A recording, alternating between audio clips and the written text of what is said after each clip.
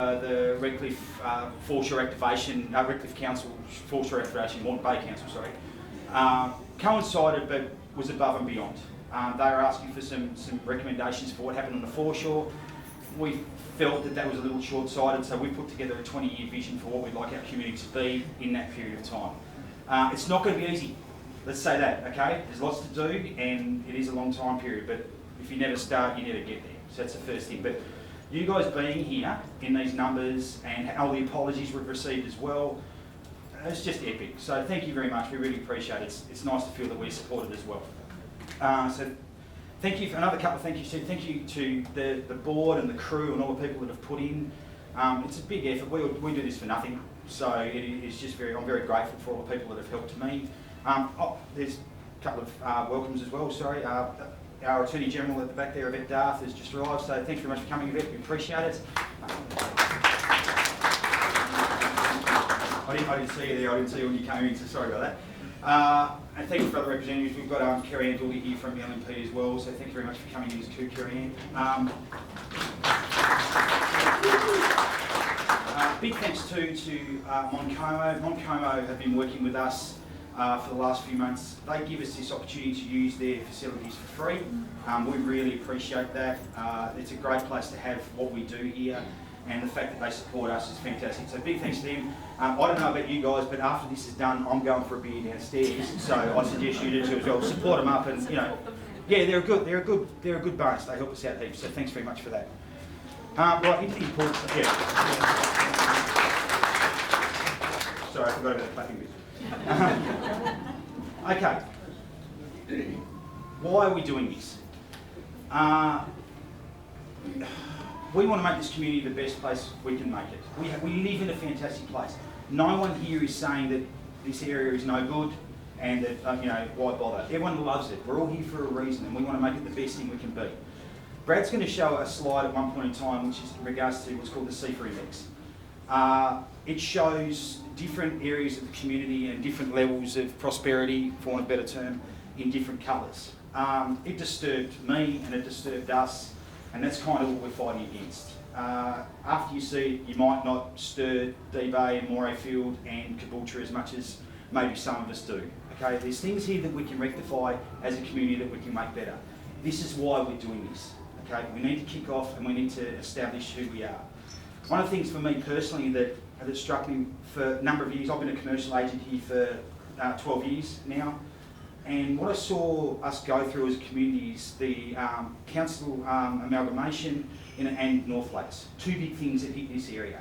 Amalgamation, we were no longer a city, we're part of Moreton Bay region, and I think that did affect some of us in the way that things were done. In addition to that, North Lakes is the retail hub really for our area around here. That changed us a lot. Me as a commercial agent saw a lot of businesses leaving here and going to North Lakes to do their business, particularly in commercial, which is more your office sort of style of business. That's all fine. None of that's bad, it's okay, but we need to adapt, we need to change, and we need to figure out who we are and what we're about. I sat down with, thankfully, people who are a lot smarter than me, and sat down and said, what are we? What can we do? Where's our part? We had a chat about the fact that we rely a lot on tourism, and we are a tourism destination. Okay, that's what we are, and that's cool. No one's denying that at all, but we think that's great. But we think we're more than that as well, and we think there's other parts that we can put into that which will improve who we are and add to the tourism thing. Off the tourism aspect, we want to establish industry and education. Brad will go into that far more. He's better at it for a start. One of the things that we established though with our strategic planning is that we lacked an identity. We wondered who we were, and we're competing on the same playing field with Sunshine Coast, Gold Coast and Brisbane. Brisbane's slightly different, but those two areas.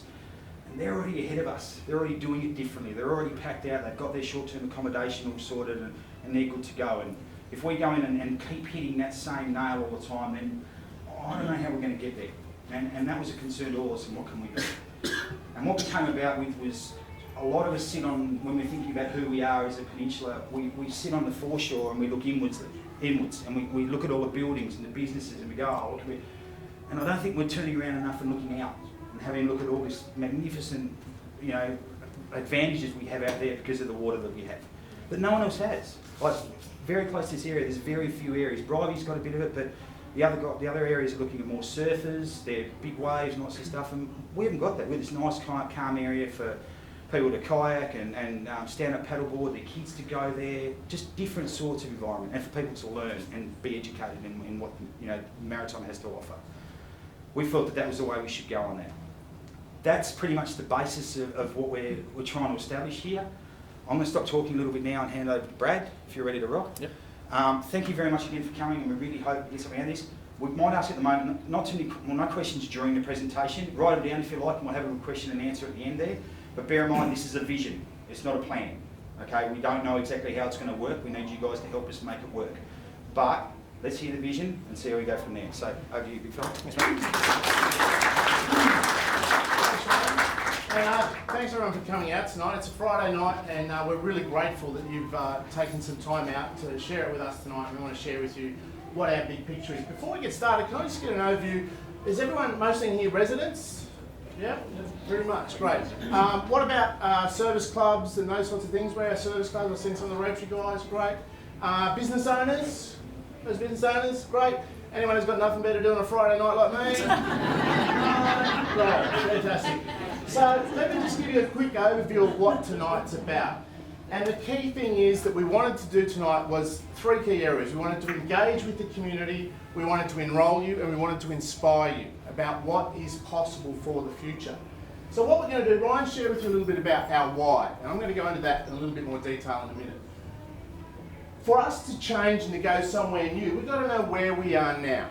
Okay, so Ryan sort of talks a little bit about the CEFA statistics, and I'm going to tell you a little bit more about CEFA and some of the other factors.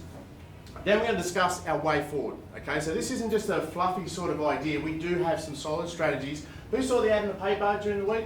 A few people, great. So how we're going to actually make it happen. And then the last part is how you can get involved. You're obviously motivated and interested because you're here tonight. So we want to give you some ideas tonight on how you can get involved and how you can keep this moving forward. Does that sound okay? Yep. Fantastic. All right, so our why. You know, we love where we live. Who doesn't love living here? It's an amazing place. I came here about 11 years ago, and I drove across that bridge, and I knew then and there that I was home. This place was me for a long time. But just curiously, who are our residents here? Who's been here all their life? Okay, so not many. So most of us have moved here because of the lifestyle. It's incredible, all right? The second thing is we do have a great community. You know, who saw the story in the paper this week with, was it Olivia, and she's speaking at the UN next week? Yeah, Olivia, an amazing story. What about, if you've ever been for a walk down the hallway, the Walk of Fame down here in the street? You know, this is an amazing community we have in place.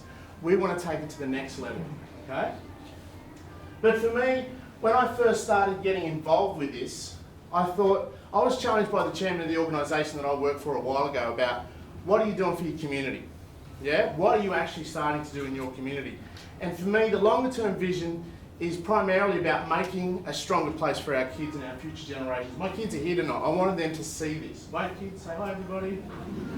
So I wanted them to understand how this journey was going to unfold, because they're going to be a big part of it into the future. So as we go on this journey that started a bit over 12 months ago, and as I said, I've been thinking about this for quite some time, but first thing we need to know about, if we're going to go on a journey, if you're going to go on a GPS, the first thing you're going to know is where you are, yeah? So let's start to have a look at where we are. And I have a confession to make, and I say this whenever I do talks like this, I'm an engineer, but I'm better now. Anyone knows an engineer, they know what I'm talking about. But occasionally, the geeky engineer comes out, all right? So there may be some sort of engineering things in here tonight. I'll try and keep it simple. Ryan might have to give me one of these if I get too carried away. But the three places that we decided to understand about, okay, where are we now? First of all, this CEFA index, which stands for Socio-Economic Index for Areas, all right? I'll dive into that in a bit more detail in a minute. What about our local businesses now? Where are we at in terms of all the local businesses on the peninsula? How are we made up? What's the construction of it all? How does it all hang together? We also needed to have a bit of an understanding about, at this point, what does our future look like? Okay, so there is some data around this as well. So we need to know where we are, what it looks like where we're going, and of course where we want to get to in the end. So let's first talk about CEFA. Now CEFA is a great tool for comparing apples with apples. Okay? It is a measure of the welfare of Australian locations. Now, they take the census data and have a whole bunch of different data points that they use to construct the index here. Alright, so they look at things like employment and income and housing and education, and doing what they do, they crunch it all into a format that we, the general public, the government and businesses can understand and make some use of, okay? And the way it works is it provides a ranking for certain areas on a scale of 1 to 10, okay? Now, here's where we are. This is the peninsula. Now, up front, this is 2011 data because the statistics from this take quite a while to come out. This data came out just last year, 2016, but we need to have a measure of where we are. So this is a measure of what they call the advantage and disadvantage of communities. So it looks at things like, from an advantage perspective, higher income earners, houses with more than 4 rooms, who has cars and so forth, all those sort of more advantage type data points. For disadvantage data points, it looks at, income less than 600 per week, whether you have an internet connection and all those sorts of things. The scale is the redder the colour, the darker the colour, the worse it is. So most of Redcliffe here is a 2, except for Newport. Newport's a 10. Okay? Now, who's sitting there looking at where the house is right now? How's it feel? Who's sitting there thinking about where their business is located right now? And who's thinking about where their customers are right now? Okay? So that's fine. We had a starting point. Here's Deception Bay. And I started to zoom out. And this is a really geeky time. This is a really cool app called that's used on Google Earth. So you can zoom out and zoom in and look all around the country and see what the rest of the country is like. So we've got a pretty good baseline. So as you can see, there's a fair bit of blue around here. And in fact, if you trace most of the coastline around, it's pretty blue. So then I zoomed right out. Here's Redcliffe. Here's most of Brisbane. And here's Anala, Wacol, down this end here. So I found that quite confronting. And I want to make this clear from the start. This is not an opportunity to sink the boot in about the past. All right? Working about the past and whinging and complaining about it is not going to change anything. It's a bit like going back to your diary and crossing out a meeting in the past and pretend it never happened. It doesn't work like that. What we're about is getting a baseline and go forwards from it. So in terms of a long-term vision, we want to make this all a 10 at the peninsula. Yep. So that we can lift the standards of living and everybody wins and we kind of come into alignment with the rest of the state. Okay, who finds that a bit confronting, a bit sort of challenging? Has anyone ever seen anything like this before? Yeah, interesting, isn't it? It's kind of one of those things we know, but maybe we don't want to admit it sometimes.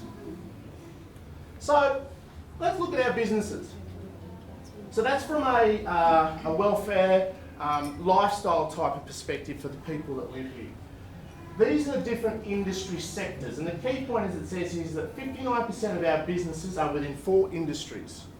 The 3 lines, and I don't know if you can see them from where you are, represent 2013, 2014, 2015 census data. Okay? So construction. This is the construction industry on the peninsula with the latest amount of data. The second point is rental real estate. No real surprise that that would tie closely to construction.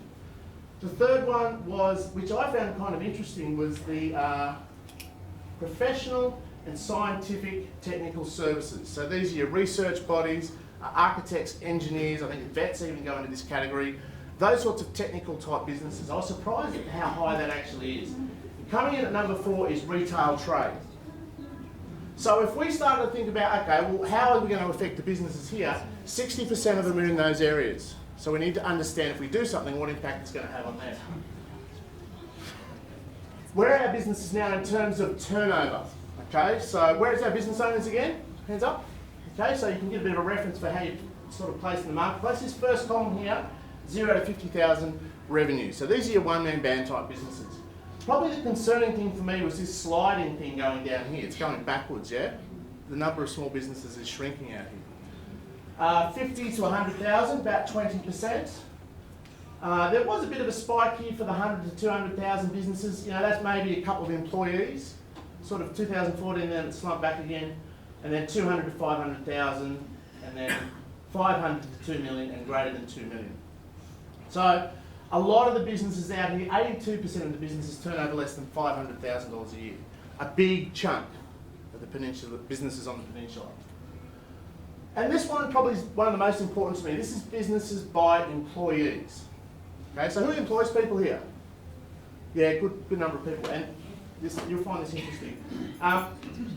So similarly, first one here is non-employing. So these are your one-man band, sole trader type people. Second column is 1 to 4 employees. The next one is 5 to 19, and the next one is 20 to 199, and there's no 200 plus businesses out here. But key points, 88% of our businesses employ less than 4 people. 88%, that's a lot. And in terms of what the definition of a small business is in Australia, it's a group of employees, 20 or less. It's 98% of the businesses on the peninsula fit the term small business. For Australia, the standard is 96%. Now, in my role as a business consultant and a business coach, I sort of work with businesses all the time. And one of the reasons I do what I do is it's disturbing that 80% of businesses fail in their first 5 years. But what most people don't realise is that of those that survive, actually 80% of those will fail in the next 5 years. So you've got a 1 in 25 chance of actually surviving if you start a business today. It's a tough gig, yeah? This is what the Chamber represents. We look after the small businesses, the mums and the dads and so forth. So, who's seen Alan Sutherland speak? And the council's done some great job with what they're doing with the university. And I'm going to say it again, this isn't about having a crack at anyone. That is not what this is about. Alan talked about when the university launched about how many kilometres his children used to have to drive to and from to get to uni, yeah? I'm going to talk about self-containment in a minute, which is another interesting factor. But imagine if we had every business employ 0.25% or 25% of another person, or 1 in every 4 businesses was able to give a job to another person, all right? So 1 in every 4 businesses was able to employ 1 more person. That would be, on the peninsula, 1,000 extra jobs. 1,000 extra jobs, okay? So as we go forwards, one of the things we want to focus on that's going to help the peninsula get out of that red zone is better jobs here. More jobs. People who are able to work here. Because one of the next interesting statistics we looked at was self-containment. Who's heard of self-containment before? A few people have, not many. I hadn't heard of this before, and it's quite interesting. Self-containment refers to people who may live in an area but have to work outside of the area that they live, okay? Containment is if you're able to work in where you live. Now this is the Sunny Coast as a reference. So in 2006, they had total employed residents, 119,000, and of which those 94,000 were able to work within the council area, so 78.9%. We go to 2011 on the Sunny Coast, and it has fallen a bit, so it's actually dropped by 4%. But 3/4 of the people who live on the Sunny Coast within the boundary actually get to work there. Now we look at Moreton Bay region. The numbers here are 43% in 2006 and 42%. So we're kind of, just a bit over half of self-containment. So again, having more jobs here on the peninsula is critical, because think about the amount of time that's wasted driving to and from work off the peninsula. What impact that has on families, on parents and kids and the whole thing. So this is a really important metric for us to think about as we go forward. So we need to be thinking about how do we get more jobs to fit the identity of what we have here with our industries as it is. This was probably, this one was quite scary as well. So I promise I'll stop on the data stuff in a minute, okay? Obviously this is the peninsula, and this is the population growth projection for 2000 up to 2026. Now, I know that we're limited here because there's no more land on the peninsula. But the key thing is we have to get population growth if we're going to start to fix some of those problems that I talked about before, and I'll explain why in a minute. So you can see this here, like Woody Point, is sort of 0.92 to 2.32% over the next 10 years. Not much. D-Bay is projected to get a lot more population growth. So this is about what do we need to start doing now to fix this. Okay, because at this point, it's not looking that good for future population growth. So this is our opportunity. This is where it all started for us, right? We realised that to get stronger communities and influence what's going on, we have to do it through stronger businesses. More jobs, more money staying within the community. One thing that I've noticed with working with businesses over the years is the businesses that do really well have a clear vision that is long term. When I first started working with the Chamber, I said, guys, if we're going to make this work, we've got to run it like a business. Okay, we've got to take on a different approach. So we toed and froed a number of different visions, and this took quite some time. We probably got 3 or 4 months before we could actually come up with something that matched with what we understood about the peninsula, the businesses that we had, and so forth. What we came up with is the Redcliffe Peninsula is Queensland's #1 place to combine lifestyle and business. That's our vision. We know that it's a great place for lifestyle already. We don't really have to do much with that. The opportunity to make the lifestyle even better is going to come through business. Okay, so that's our foundation, that's our vision. But how do we make this happen? Okay, so I've shared with you the information about where we are, we've got an idea of what the vision is that we want. How do we make this a reality? Now, I'm going to have a quick drink of water because I'm going to go geeky again in a minute. So, now, business owners, pay attention to this one. Business owners that I work with always tell me they want more customers, more revenue and more profits. Any of the business owners agree with that one? Absolutely. Now here's the thing, you can't go out onto the street and just grab these things. You'll get locked up. You can do things to influence them. So to get more customers, we have to have more leads. Okay, so a lead is someone who walks past your shop front or walks in, contacts your business. They're in a position to buy what you're offering.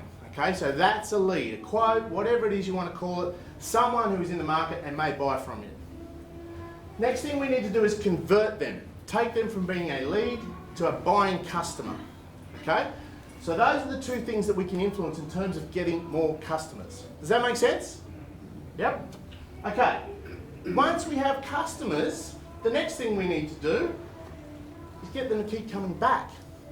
Did you know it costs anywhere from 5 to 6 times as much to get a new customer as it does to keep an old one? So what are your business owners doing to make sure you keep your old customers coming back again and again and again? It's like having a bucket with holes in it. There's no point in tipping more water into the bucket with holes in it unless you fix the holes first. Now we've got customers coming back regularly, we want them to spend more with them. And I'm not saying rip them off or anything like that. We've got to add value. Yeah, we're about being proactive. What else do they need that we can help them with? Get them to spend more of their money with us as opposed to go off the peninsula or go somewhere else. That gives us the revenue for the business. And the revenue times the margin, and margin is just a fancy word for what you get to keep. Brad, that's your computer, bro. What happened? On your computer. Well, thank you. We're plugged in. No, we're not. That could have been The interesting. show's about to end. Yeah, thanks for coming. Spot the engineer. Okay. Margin. Times your revenue, fancy word for what you get to keep. Now, for the business owners out there, if you can make each of these blue boxes go up by 10%, your profits will increase by 61%. That's one of the foundations that I work with my clients on. Now here's where the chamber comes in. So one of the things that we want to do this year is start down at a grassroots level with education on these things here. We've got speakers booked up for the next 12 months who part of the condition of coming to speak at the chamber was they have to be able to give you guys some sort of a measurable type activity or offer or something you can do that you can change your business straight away. So I know Embrit do some great events as well. This is all about how us and others are going to empower, collaborate, educate and advocate for businesses. One of the initiatives we're looking at the moment is also to work with kids before they leave school. So we've got an idea about something called the Young Entrepreneurs Accelerator Program. So we're starting to talk to kids about how do we make this happen here, because if we can get the kids to start their businesses here, we've got a better chance of surviving here if we teach them how to do it and also keeping them on the peninsula.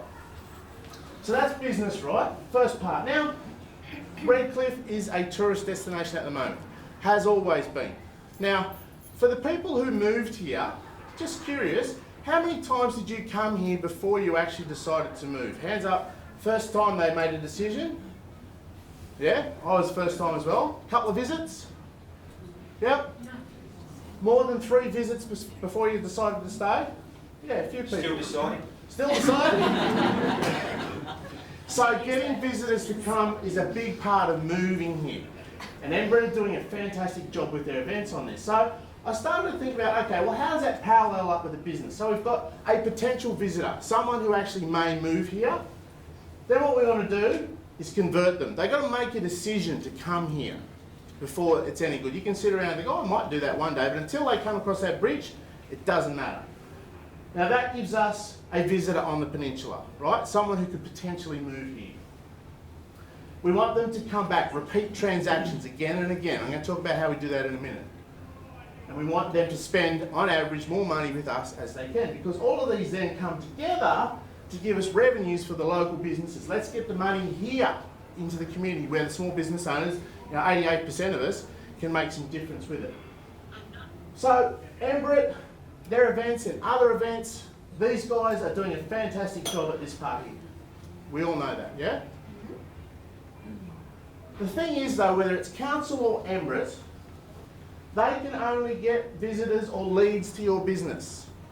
Once someone goes through your door, they can't lock them in and keep them there. Then it comes over to you guys to do a great job with your business to get them to go through the rest of this formula here. So this is where we're working, okay? This is what the Chamber's all about. The other place that it may influence to a certain degree is repeat transactions, if they come back again and again for the events. All right? To a certain degree, maybe margin. If council has high fees that we can't do something about, that affects your margin. All right? Now, once we get a visitor into a local business or they interact with us in some way, we have to give them a wow experience. We have to get them what I call, so people will talk about your business for 2 reasons. You're either really good or you suck. So I have this thing called a barbecue factor. If people aren't talking about your barbecues on the weekend, then they're probably likely to go to your competitors. So part of this solution here is we've got to wow people once we get them here to want them to come back again. Who's ever been somewhere off the peninsula and someone says, oh yeah, I went out to Redcliffe on the weekend and I went to this place and the service was really bad. I'm not going back there again.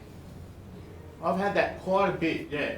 It's very disheartening to get a lead, as I said, in terms of how much it costs to get a new lead, and then to burn them once you get them in through your shop, not cool, or business or anything. So one of the things that we're doing at the moment is working with Embred to get the overlap between the events that we have and the local businesses to improve. Yeah? Because getting them here is one thing, but they come here and leave and don't interact with the local businesses or community, it's not really helping 88% of our small businesses. So we're starting to work with Embred really closely in how we're going to start to do this. Now, this is where we start to kick up a gear. Tourism is driven by external factors. Now, I'm not bagging tourism or anything like that, but the fact is interest rates, exchange rates, global economies, dare I say even terrorism can have a significant effect on local economies. Ask Paris. Okay? So tourism fluctuates. What Ryan said is we need a stable base that is like, in a business context, I talk about break even. So a business has to get to break even before it can start to make a profit. So we need an industry or a base of some kind that sets it up so that even if tourism fluctuates, we're okay. Does that make sense? Okay. Now, having great events and having people have a great experience with local businesses is going to help us grow the population. All right? Because at the end of the day, if we don't get more people here, then we're not going to change colour. And a different demographic moving to the area as well. All right? So did I lose anyone? Have I confused anyone completely? Nobody's got up and walked out. That's a good sign. Fantastic. All right. So, like Ryan said at the start, we need to create an identity beyond tourism. For those of you guys who came to the Chamber event where we talked about niche last week, I told the story about with my kids. Lainey said one day we were driving along and Braden was with us. She said, Daddy, why aren't there any green flowers? great question from a child, wouldn't you say? Who knows the answer? Why do you think there aren't any green flowers? They don't stand out. You wouldn't see the flowers, and flowers are an important part in pollination and all those sorts of things. So flowers need to have a unique identity to attract certain bugs, to spread the pollens and all the rest of it. So as a little group, we worked that out between us. We thought we were pretty clever. And that's what Ryan's talking about. We need to have an identity. There's a saying that goes, I don't know the secret to success, but I know the secret to failure is trying to please everybody. Okay, so we need to get something that is our identity. And for us, it's bloody obvious. We're surrounded by it. Who's ever sat out there and just sort of looked at it and gone, where is everybody? What's going on? So that's our opportunity. And it started us to think about, how do we create a world-class maritime precinct? How do we get an identity that is based around a maritime precinct that is top of the world? So that was where we started to move forward on how we're going to actually make this vision a reality. So the proposed initiative. So we sat around, we had a strategy committee that we brainstormed all of these ideas, toed and froed it for about 8 months. We talked to a lot of people in the area. There's a lot of interesting coincidences were going on. So if you read the paper, I'm sort of going to go over this bit here. All the details are in the paper about what we're talking about. So I'm not going to sort of go into this too much. But the first one, bit of a no-brainer. And look, these aren't all our ideas.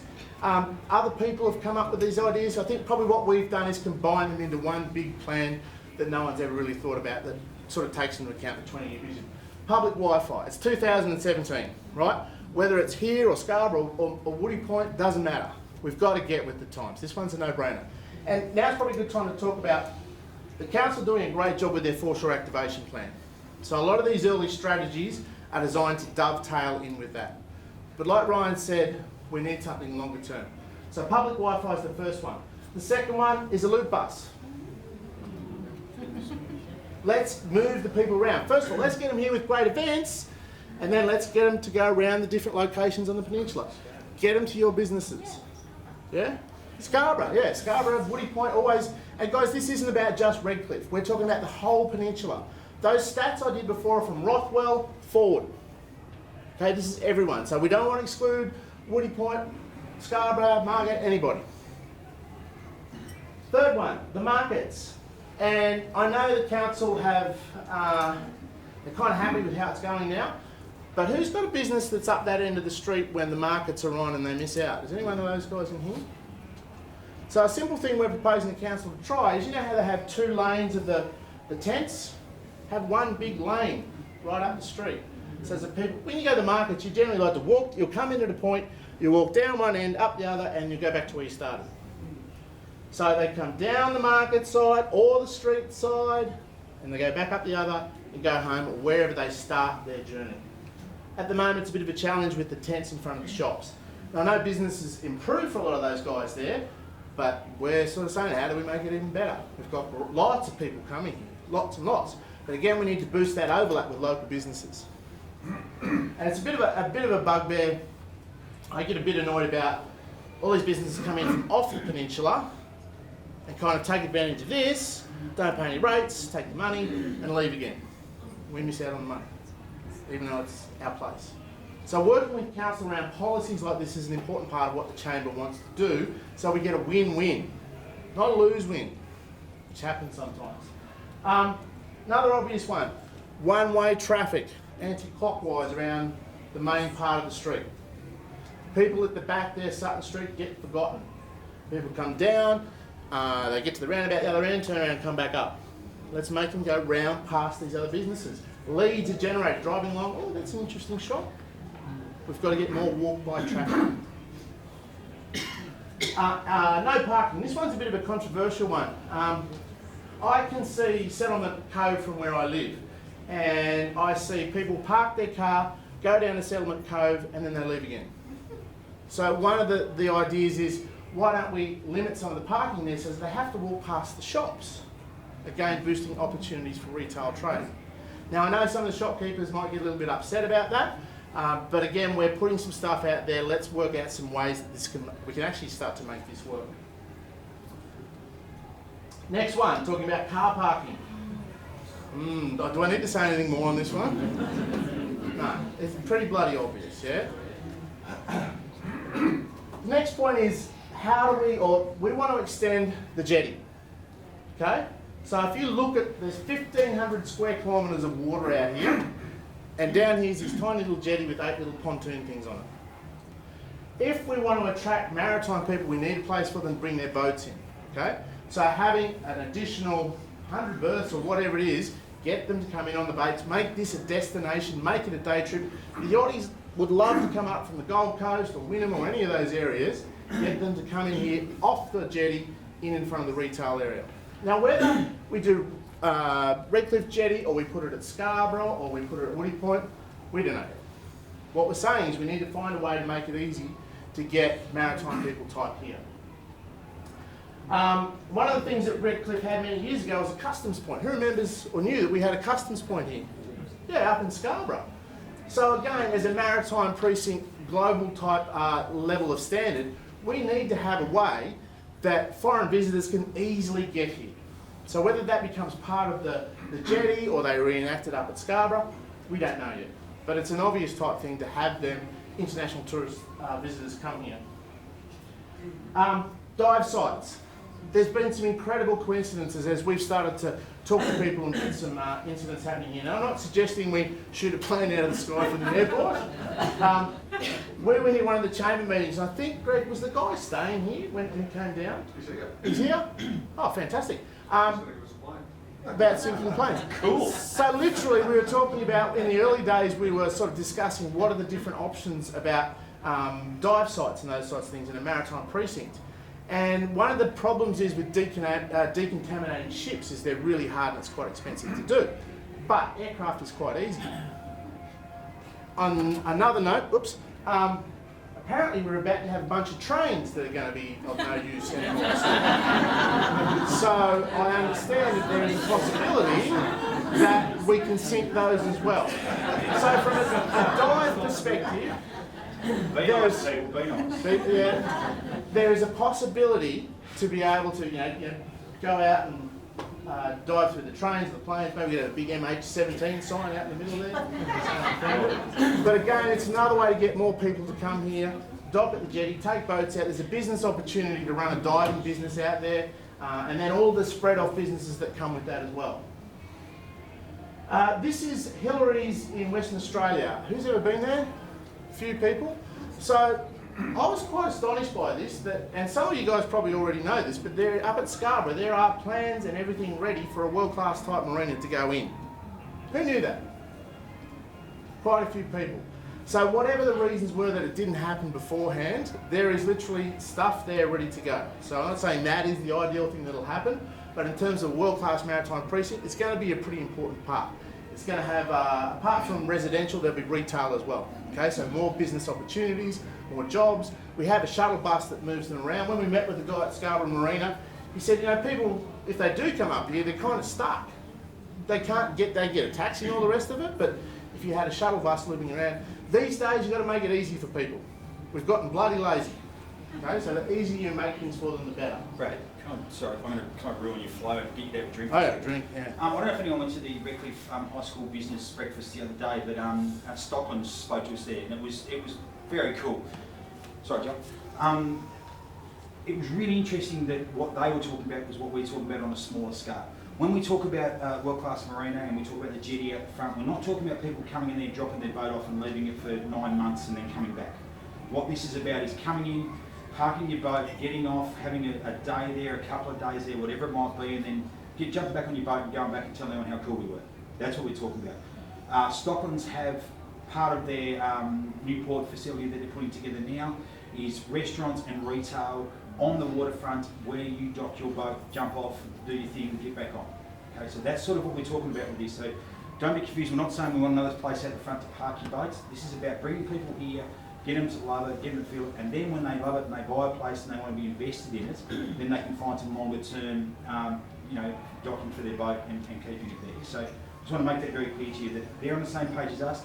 I don't know if you noticed, but Stocklands are pretty good at what they do.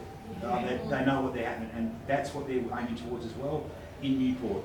We kind of want to do that on a grander scale. So just let me point that out to you for a second. Thanks, mate. Now, the other picture over here next to it is a floating pontoon conference centre. So they have these in Sydney, all right? So again, from a maritime precinct, how do we make the most of what's happening on the water? The inflatable fun toys thing, that one's been around for ages, yep. It's a great idea, it's a no-brainer. This one we've called Project Gilligan, and it's an interesting concept. This is Moreton Bay. Now, one of the things that, from a maritime perspective, that we're going to need is additional anchorage points out in the bay, all right? This is actually a man-made island out in the middle for boats that can dock and be protected from the winds. Because you've seen what it's like when you get out there and it's pretty wild and woolly. Yep.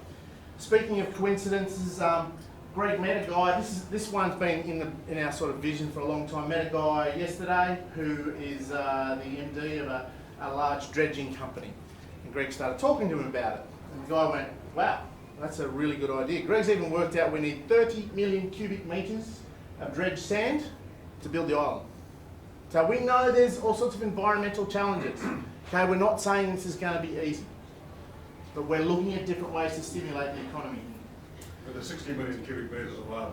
Why are people coming here to do it? We've got everything here to do it. Yep.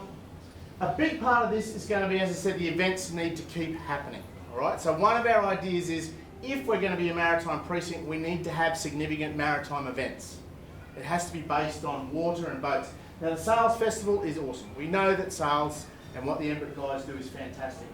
As we started to put all this together, these guys contacted us. The guys who organise. Who's heard about the Lifestyle Festival? Yeah, it's down at Pelican Park. They've got Guy Sebastian coming for a start. So it's aimed at the life on the bay type sort of thing. All right. So the events are a big part of it as well. Now, the other thing, and everyone's going to love it when I say it, but we've got to have a way to connect all these things up out on the water. So the water taxi, water ferries, barges, all of those sorts of things have to be an integral part of shipping people around out on the bay. Okay? So they're all the initiatives, right? And when you come back to our 20-year plan,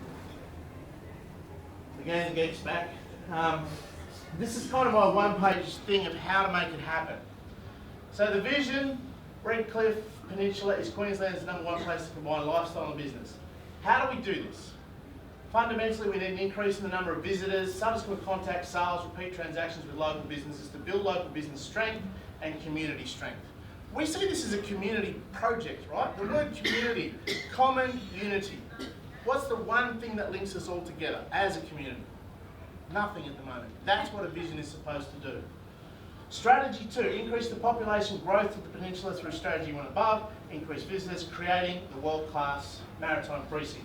So this is just a rough throw darts at a timing type thing in terms of how long we think they'd take.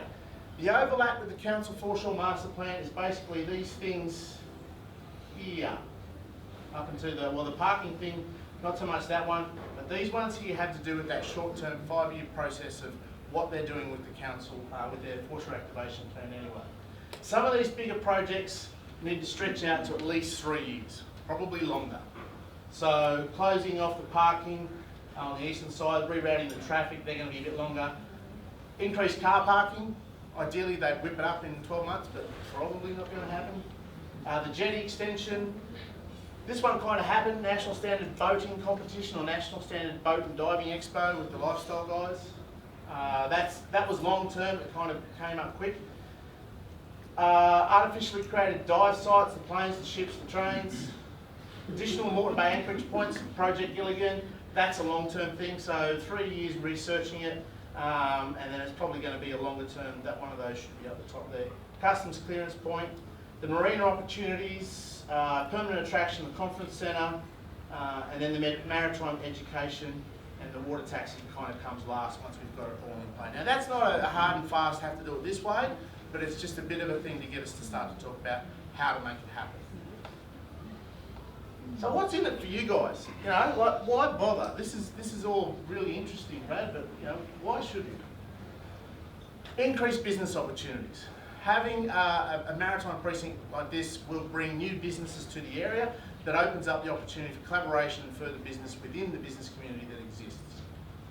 Increased average length of stay. Now this is a funky term that they use in tourism. about how do we get more people to stay longer. Because if you're here staying for a couple of nights, then the visitors are spending more money here, and also we're starting to get them to really enjoy living here and thus make that decision to get here faster. Increased collaborative opportunities like I talked about. Increased local employment. As I said, this is one of the big ones because we know that some of the most stressful things that happen are people who are out of work, crime rates are related to it, all of those sorts of things are an integral part. Increases in property values. Where's our property owners who like an increase in their property values? Yep, so it might be a good time if you haven't got a property, go and buy one now before you get something. Make some money. And a strong, positive future for your kids. Okay? So I was thinking about this the other day, and you quite often hear, geez, it's hard to get work in this area. And I thought, well, what's going to be harder? When somewhere down the track, 10, 15 years, my kids say that to me, and they say, Dad, why didn't you do something about this a long time ago? And I sit there and go, it's too hard. What sort of an example does that set for my kids for a start? And what about the people who live here now? We're going to sit back and go, oh no, it's too hard. We know this is a marathon and not a sprint, okay? You can see we've put a lot of work into this already. We live here, we love it, we're not going anywhere. As I said when I started tonight, I had 3 objectives. It was about engaging, enrolling and inspiring. We need to start to get some community support and backing from where we want to take this. Because here's the thing, you might say, well, we like it how it is and we don't want it to change. The principle with this one is, and this is a kind of life thing, we're either growing or we're dying. You know, anything that lives either grows or dies. If you have a look at a tree out there, a tree doesn't get to a certain height and go, bugger it, that's it, I'm done. It keeps growing. We need to be the same in business. It's exactly the same principle. And either we choose how we grow, or someone else is going to come in over the top of us and do it to us. So this is our opportunity to make a stand, take the opportunity to make some difference with what's going on. But it's not going to be easy. We know that. So how to play your part? Tonight, as I said, was about starting the conversation. If you haven't checked in on Facebook, do it now. If you thought this is worthwhile, we need to build some community interest in it. So get your phone out, everybody check in Facebook. Amazing presentation, Brad Flynn tonight, thank you very much. Keep the conversation going. Make this a barbecue factor conversation. We're going to be pushing it from the chamber end. We're already starting to talk to other chambers. We've got heaps of interest. People are watching us going, these guys are either really crazy or they're onto something. So we're already starting to talk to them. They want to know how we're doing this, why are you doing it, how did you make this happen, what's going on. So talk about it at barbecues on the weekend. Tell your friends, tell your family, keep it moving. Shameless plug, join the chamber. At the very least, follow us on Facebook. Even if you're not a business owner, we've got speakers on all sorts of things related to business that are going to help you if you're employed as well. So you don't have to be a business owner. There's forms out the front. We've got a form that talks about the 7 reasons why you should join the chamber, what's in it for you. And if you want to join, there's applications out there. It's $107. Get involved. And engage your local councillors, mayor, members of parliament. You know, we're fortunate enough tonight here to have Yvette here as our local member of parliament. So you need to be talking to these people. You need to engage the council. But I want to make this very clear. We're apolitical, all right? The chamber has to be apolitical. We know our members vote for a vast range of different people, but we're not taking sides. We must be apolitical for this to work. Who's heard of Maha Sinnathamby? You know Maha? Yeah. Greater Springfield Community. If you haven't read his book, it's an amazing book, Stop Not Till the Goal is Reached. And his project at Springfield, they literally needed an act of parliament to make it happen. And he got everyone in parliament, all 89 of them, to support it. Okay, so that's the sort of thing we're talking about. A vision that's bigger than individuals. All right? So that brings us to an end, but I just wanted to say a couple of quick acknowledgements to people who've helped in pulling this together. Greg's a true disruptionist. He's had a lot of input into the maritime side of things. Greg's the guy behind Project Gilligan, so thank you, Greg. Appreciate all your help and support. Victor Nichols, there's Victor. Victor's been a massive help with the data side of things. He has a data business up the back. Thank you, Victor. Jody, our secretary, has done a lot of behind-the-scenes coordination of the systems and the processes and the emails that you get. Not the ones that Rhino sends there, sort of all over the place. I'm loose, sorry. So thank you, Jody. The other two people are Peter Parks and Amy Lee Mays. Did Amy come tonight? No, Amy got tired. She got tied up, so Amy's the one behind Picnic Hill. They're doing some fantastic things, and that is exactly what we're talking about. Okay, so Amy's part of our board. So big round of applause for them. But the biggest acknowledgement I want to make tonight is to a guy who a bit over 12 months ago decided he wanted to make a difference. So none of this has happened tonight unless this guy decided to roll his sleeves up and get to make a difference. He's passionate about what happens out here. I probably wouldn't be here if it wasn't for him. So I just want to acknowledge Ryan Elson for everything he's done.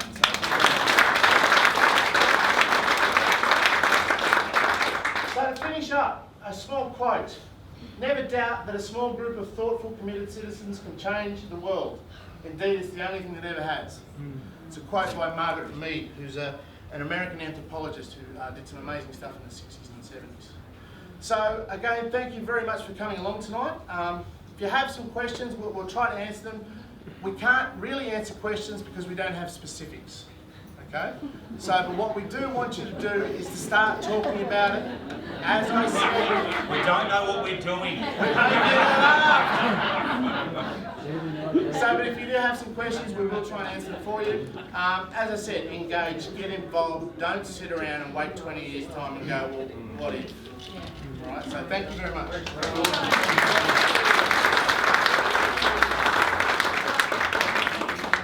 Thanks, Brad. Cracking effort. Love your work, mate. Hang on, can I just, before we ask some questions, and we've got time for a couple, so I'll get in those second, I want to just spell out a couple more things. Hopefully you understood where we were coming from with that, but I just want to let you know a few things too. I went and saw a politician the other day, and they were very good with their time and had a chat. And one of the things they said to me though, which was interesting, said, "That's great, love what you're doing, but if you're asking me for money, forget it." That was an interesting point, because we haven't. We've never asked for any money, we've never gone for a grant, we haven't gone that way about it. What we want government to do is, as much as possible, is release red and green tape. Just make it easier for people to come in. We want investors to be doing this stuff. We want people that want to make this vision right and they've got the dough and the foresight to do it, to come and do it. Okay? We're not hitting up government saying, please give me, or you should.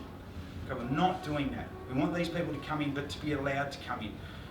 In the 18 months or so I've been with Chamber, bureaucracy just kills me. It just does my head in how difficult it is. So one of the things in talking to your council and your local representative, just have a chat to them about how difficult it is. Anyone who's trying to start a business in this area can recognise the fact that it's bloody hard.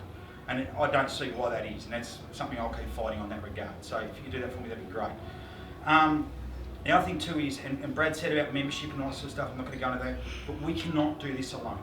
Like, we can't do it. If you guys walk out of here and go, that was cool, and do nothing, we're done. Forget it. Sit back in 20 and go, oh wow, these guys had a great idea, and no, there you go, my kid's got no job. Get involved, people. Come and have a crack. Okay, we're here to help. We are going to work with other councillors, we're going to work with other chambers of commerce, we're going to work with other politicians. We're going to work with whoever we can to get this happening, to make, I want to sit back in 20 years' time and go, man, that was cool. That's what it's about for me, and I want you guys to join in on that if you can. Really appreciate your time here, appreciate you coming. It is a Friday night, thanks very much.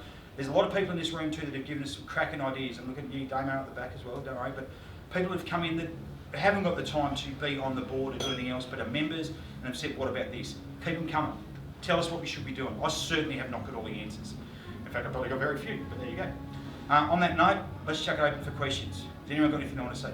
Joe, you threw up first. Let's go. Thanks, no, just what's the next step from here? Phase 2 is what we're talking about. Where do we go now? Okay, the main part of phase 2 for us is chatting to investors and chatting to people that can do it. We will also continue to talk to our representatives here to try and get rid of the red and green tape. We're waiting for council feedback. We're waiting for council feedback. That's part of it. A lot of people, it's a catch-22 sometimes. We have to wait to see what they do, and they're waiting to see how committed we are. And that's the truth of it. There a lot of people out there that can make the decisions are sitting there going, good job guys, we'll just wait for you to die now. You'll get sick of it and go away and do whatever. And I just don't want to do that. Like, I don't want to do that. I said to my partner at the time when I started doing this, I said, I'm either going to do two things are going to happen. I'm going to go really well, or I'm going to burn out like you wouldn't believe, and I'll just go down in flames. I'm prepared to do either, but I think we can go really well, and I think we can get this done. Okay, so phase 2 is pushing it, keeping talking about it. I want you, Brad's barbecue thing, talk about it at barbecues. Ask the questions, see what you think. If someone says, nah, it's stupid, why is it stupid? Why can't this happen? Why is this too hard? Okay, that's phase 2 for you guys. Phase 2 for us is to keep pushing it with, hopefully, your support. Come in, give us a hand. Next question. Oh, I'm teaching, and I just think that education is pretty important for in the next 20 years' vision. And watch kids have to go to Townsville to do a marine biology. Yep. Why don't you start, somebody start young and make sure Exactly what we're that talking the about. university, I'm only new to the area, Yep. but I don't know when it quite starts. 100%. To make sure that that's on the Okay, curriculum. one of the ladies I've talked to is Deb, who runs TAFE. Deb Braun's a great lady, fantastic. We were talking some time ago, and not putting her in any trouble or anything like that, but she's sitting there going, I'm doing the same things all the time. We're doing the same types of studies. Can't we do something different? We've got this out here. It's sitting there. Okay, it is ideal. It's not difficult to do that, but the powers that be need to decide that that's not difficult. When we spoke to council the other day, one of the things they said is, we've already done a good uni out, we're doing a good uni out there, sorry, not they've already done. We're doing a good uni out there, that's where it's going to be. And we said, you haven't got what we've got here. We don't want the whole thing, we want some of it. We want some of it to be based around everything from your diesel fitter through to your marine biologist. I mean, whatever it is in there, we want that opportunity. So 100% with you, we'll keep pushing for that as well. There's 3 facets around people. Tourism's great, Emirates doing a cracking job with that. But we need education, we need people to come in for education from overseas and for our kids to get it as well. And we need industry to come up as well.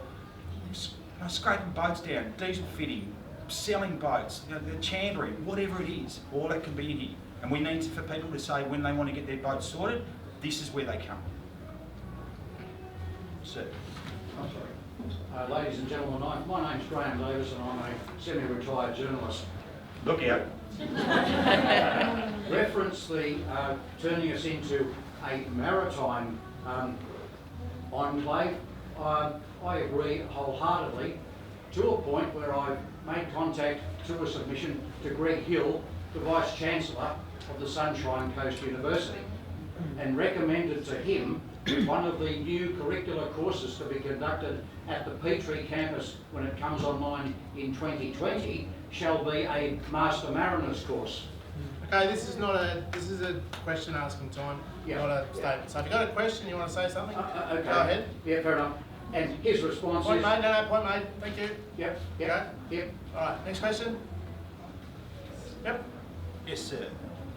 Yeah, my name is Tyrone Missover and I'm a local businessman in Redcliffe for 3.5 years. And have been for some time, Tyrone. Thanks for coming, mate. 1973, and I feel very comfortable listening to what you guys had to say tonight, because I believe that the next 20 years is going to be another growth pattern of the peninsula.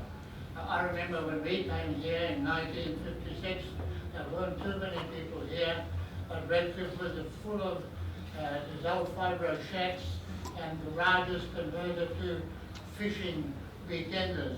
And there were no bitumen roads, or if there were curves and channels, and we all used dunnies that was the backyard.